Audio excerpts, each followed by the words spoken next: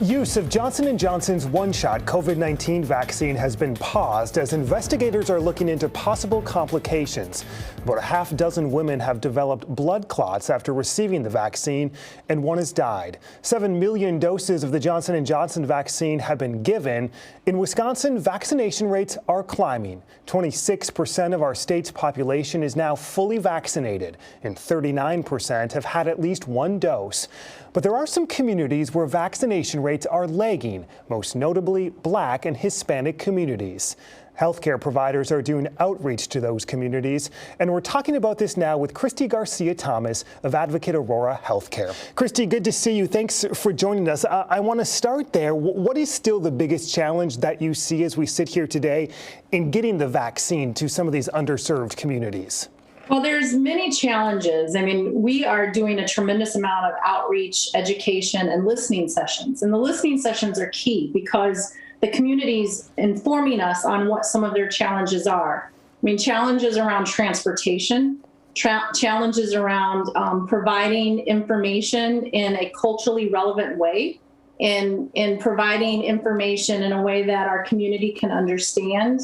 The information, there's a tremendous amount of hesitancy, a lack of trust around the vaccine, and making sure that we're able to build those relationships to provide the necessary education. And then there's issues around technology. So as we all know, in the COVID environment, we're all, technology is something we're utilizing a lot.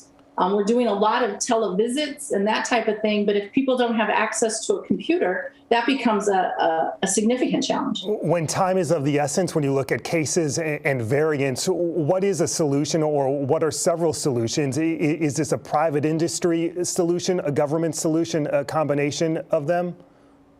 I think it's a combination. I know from our perspective at Advocate Aurora Health, we're working with a host of community, local government, state government, partnering together to address this issue because it takes all of us to solve for the problem. And it's a multi-channeled approach, right? So it's around providing education and outreach, but also making sure that it's coming from a trusted source. So we're using our community partners, our faith leaders. We're doing education sessions in barbershops. We've done, G's Clippers.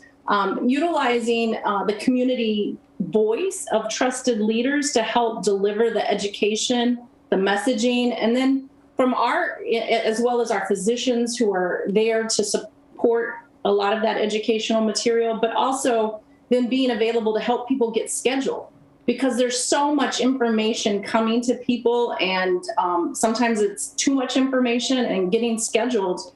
People need help with getting scheduled appointments. How much more challenging has this effort become in the past week with the news from Johnson & Johnson? For us, one of the great things that has happened yesterday, we hit 500,000 vaccinations. So we have, as a system, and 250 of those vaccinations, over 250,000, have taken place here in the state of Wisconsin. Over 101,000 have taken place in Milwaukee. Of the J&J product, we only had, because it had just come out, we'd only had about 4,000 of those.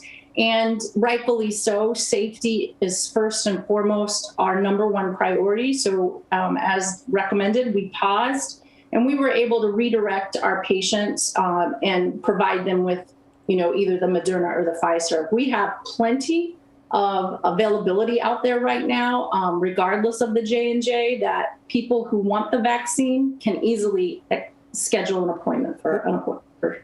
Yeah, and what does this do to the hesitancy? You talked about it. Yeah. Has hesitancy increased in the past week?